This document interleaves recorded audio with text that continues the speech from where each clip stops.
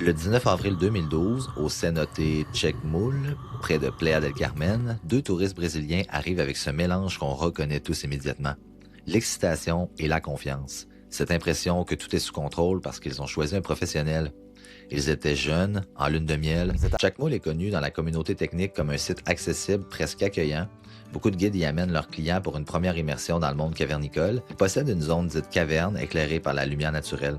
Cette zone respecte donc les standards internationaux établis par des organismes comme TDI et NACCD. Quand on travaille comme guide, ces standards ne sont pas des recommandations, ce sont des lignes rouges. Le groupe descend selon un plan classique, un plan que honnêtement la plupart d'entre nous ont déjà fait des dizaines de fois.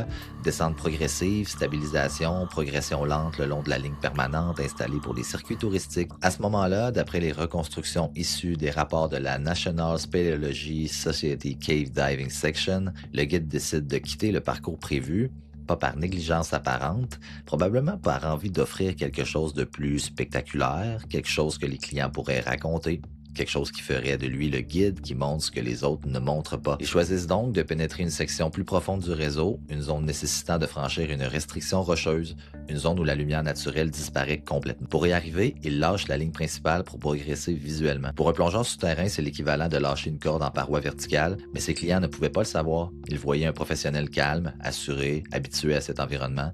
Ils voyaient quelqu'un qui semblait parfaitement en contrôle. Donc, vers 3 heures du matin, les équipes de secours retrouvent les 3 corps dans le cenote Chacmoul. Ils se trouvent dans la section caverne du réseau, derrière les panneaux d'avertissement qui marquent la limite sécuritaire pour les plongeurs récréatifs. Ils n'auraient donc dû jamais se trouver à cet endroit.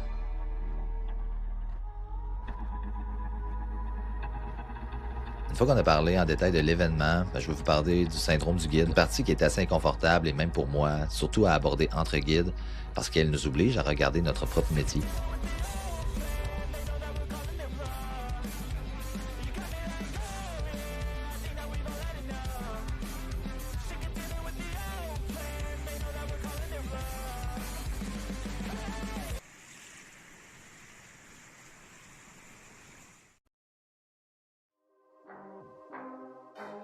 Le biais d'autorité, étudié notamment dans les travaux de Stanley Milgram, explique comment un individu transfère sa responsabilité décisionnelle vers une figure perçue comme experte.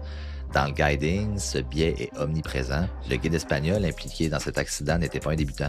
Il était décrit comme compétent, expérimenté, apprécié par sa clientèle, et c'est souvent dans ce type de profil que le danger se cache, parce que l'expérience peut générer une confiance qui frôle parfois l'invulnérabilité.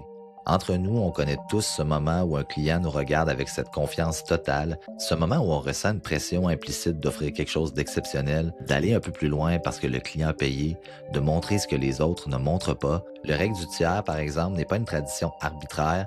Elle provient des protocoles développés par des pionniers comme Sheikh Exley, dont les travaux ont façonné les standards modernes de la plongée.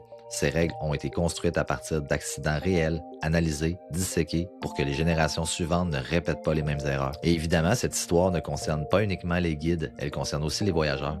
Parce que dans l'aventure, la sécurité n'est jamais une responsabilité à sens unique. Quand vous choisissez une excursion, quand vous confiez votre sécurité à un professionnel, vous devez comprendre une réalité parfois inconfortable.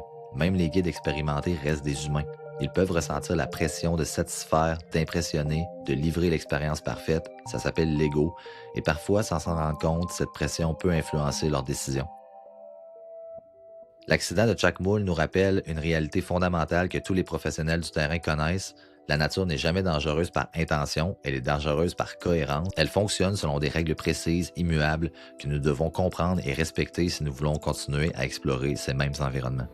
Le cenote Chacmoul est toujours là aujourd'hui, visité par des milliers de personnes par année. La lumière y traverse encore l'eau comme du verre liquide. Les formations rocheuses continuent de grandir lentement, millimètre par millimètre, comme elles le font depuis des milliards d'années. Rien de ce lieu ne rappelle directement ce qui s'est produit ce jour-là, et c'est souvent ce qui rend ces environnements si trompeurs. Leur beauté ne porte jamais la mémoire visible des accidents passés.